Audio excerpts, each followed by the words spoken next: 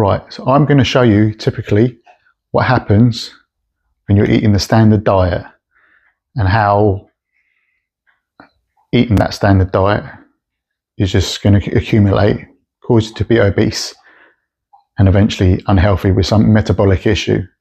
So I've got a couple props here just to show you the process. So if you can imagine the glass is your liver and your muscle storage. So your liver generally stores about 100 grams of glucose and your muscles store about 400. So that's 500 grams of glucose altogether. Now the dish below, imagine that is your fat storage. So as you're consuming too much food, your body can't store that in its liver and muscles anymore. So it stores it as visceral fat, generally around your mid, around your thighs and that. So let's just go through, let's say, a typical day's eating. I'm going to go with what I was eating before I went on carnivore. So let's say for breakfast you have porridge. Fairly healthy. Everyone thinks porridge is healthy. You'll add a bit of sugar, probably, because you want to sweeten it up a bit. And you may throw some dry fruit, so like raisins or sultanas, and maybe some nuts. So that in total is about 40 grams of glucose. So of course, you've just given yourself a nice glucose spike and you get to about 10, 11 o'clock and you're feeling hungry. So you have what you think is, again, healthy or healthy-ish, a cereal bar or something like that. So that's about 30 grams of glucose. So you've eaten that and now you spiked your glucose again for the second time of the day. You get to lunch and typically you'll have a sandwich, packet of crisps, a drink and some fruit with it. So a lot of people will go down the shop, get a meal deal or something. So generally I'd say that's what most people would have. So you'll have your sandwich, your crisps, you'll have an orange, an apple, because of course you're trying to be healthy, so you're having some fruit, getting your 5 a day in, and that totals up to 90 grams of glucose. So then again, 3, 4 o'clock, you're feeling a bit peckish again because you dropped from your glucose spike for lunch, and you'll have, say, a cookie because you think you deserve a little treat for today because you've eaten fairly healthy during the day, you think. So you have a cookie, so let's say it's another 35 grams glucose, and then you finish work, you get home and you have let's say spaghetti bolognese, and because you've been hungry all day, you feel like you need to load up so you feel full. So let's say you have 100 grams of spaghetti, you have your mince and then a bit of veg. So let's say 70 grams for dinner. And then I never had an evening snack, but I know a lot of people do. So having maybe a bit of an ice cream or a bit of cake or something about 8 o'clock. So let's say another 35 grams. So in total, if we add that all together, that's 300 grams of glucose that we've had today. So let's say my job is a desk job.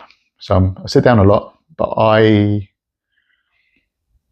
make sure that every day I try and hit my 10,000 steps, because that's what you should do minimum. So when you get home from work, maybe after dinner or just before dinner, you'll go out for a walk for an hour, hour and a half, you get your 10,000 steps, you get home, you think, great job, done my 10,000 steps.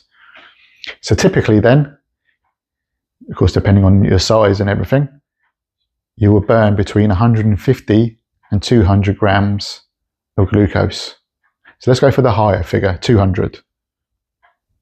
So I've just eaten 300 grams and I've only burnt 200. So let's just say this is day 0 and our glucose stores at 0, it's empty. We've got nothing stored away in our liver and muscles. So we've eaten 300, we burnt 200, so we're left with 100.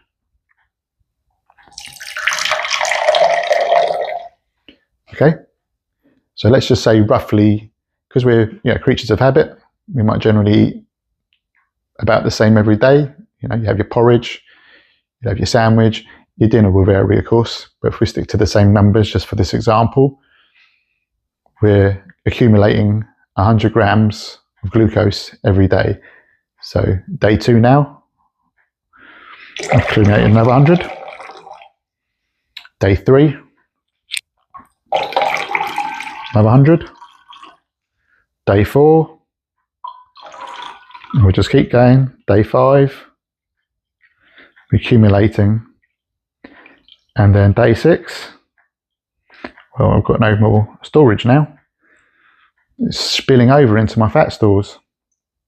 Day 7, keep going. Day 8, just keeps filling. So you get day 7, you've done a week. It's the weekend.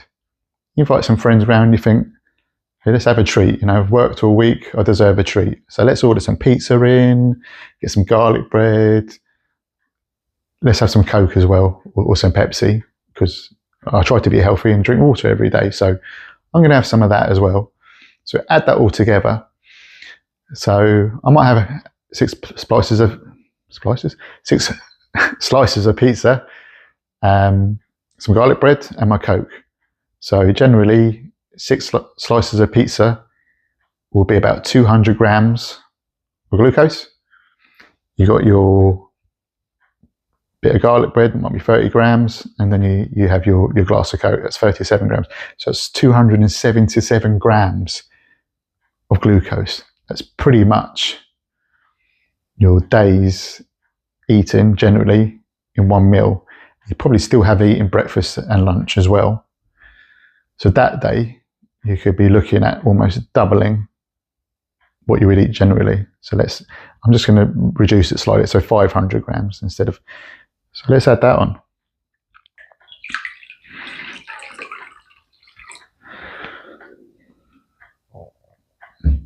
This is the standard diet. This is why there's an obesity epidemic. This is why people are getting ill, metabolic issues, heart disease, diabetes, fatty liver disease, even cancer, and the list goes on. We are not meant to eat this excess carbs, and really we don't need any carbs at all.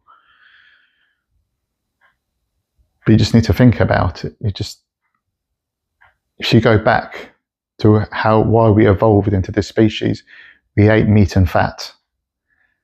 And before we hit the agricultural period 10,000 years ago, and there's plenty of proof out there if you want to Google it, our healthiest period our species was before that agricultural period, when we started cooking our meat and our food, and there was no evidence of any disease or anything causing any harm to us. Agriculture has some play behind this, because we started growing grains and stuff. We increased the amount of carbohydrate we consumed in our diet. We generally only got it from some plants, foods, and maybe some fruits. But you may have had 30 to 50 grams a day, where we're consuming anywhere from 300 plus. That's a huge increase.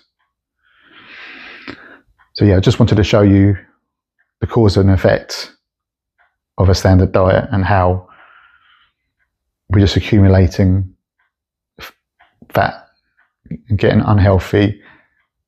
And you look at the food pyramid, you can see at the bottom that grains are what we should be eating, and that's not right. I could probably understand why we've gone down this road, because as our species grew and we spread ourselves around the world, probably, this is just my hypothesis, that food became more scarce, meaning animal food. So we could have gone down the road of agriculture to keep, mouths full. But at what extent? We're having an unhealthy population now. And it got worse with the introductions of seed oils, something our body shouldn't be consuming. And then ultra processed foods, that again is just full of chemicals and carbohydrates.